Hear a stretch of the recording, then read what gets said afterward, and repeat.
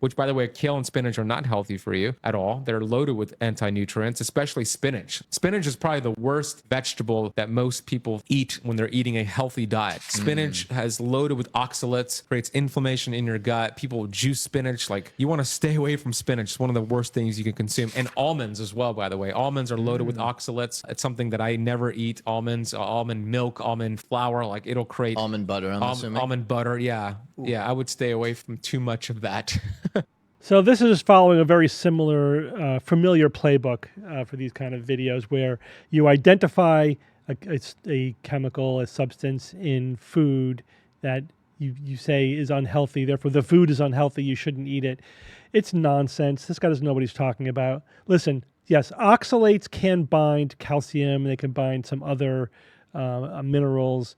And if you have if you're somebody who has a problem with their calcium metabolism, or you have kidney stones, you may want to avoid binging on high oxalate foods. But it's kind of hard to eat so much spinach that that's going to be a problem. That's the kind of thing, like if you have a problem with the oxalate content of your vegetables, that's something you're talking to your physician about.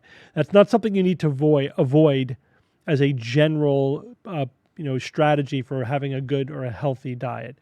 These are not anti-nutrients, they bind certain minerals. If you're having a normal amount of spinach or kale, you can even have a spinach and kale salad. That's fine.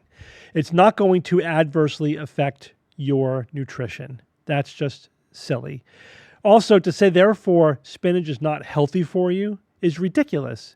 Leafy green vegetables, especially dark green vegetables, are loaded with nutrients. They're extremely healthful part of your diet. You should be eating dark, green leafy vegetables as part of your diet. Absolutely. General rule of thumb, everything in moderation, right? Don't subsist on spinach, but who does? It's silly. Just have a varied diet. Spinach is great. Kale is great. Vegetables in general are great. Yes, if you want to look at the substances in any food, you can find things where in high amounts, if you were like really eating tons of this stuff, this substance, this chemical could having this negative impact or this negative effect. Just don't live on it. Just don't eat tons and tons of it. But if you have a general varied diet, you're fine. You don't have to worry about the oxalates in your spinach if you have a general varied diet. The other thing is, he doesn't even mention the fact that, you could just soak it. If you do have kidney stones where you need to worry about your calcium intake or whatever, and you don't have to avoid eating spinach and kale. You can just soak it in water before you use it. Or if you're cooking with it, the cooking will pretty much take care of it, right?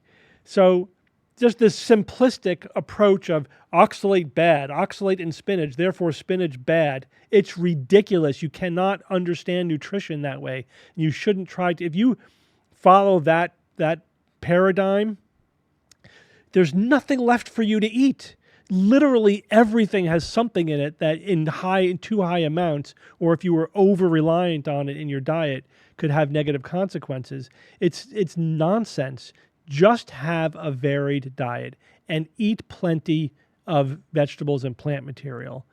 That kind of basic advice is way better than all these gurus who focus on these individual constituents. It's just not a good way to do it.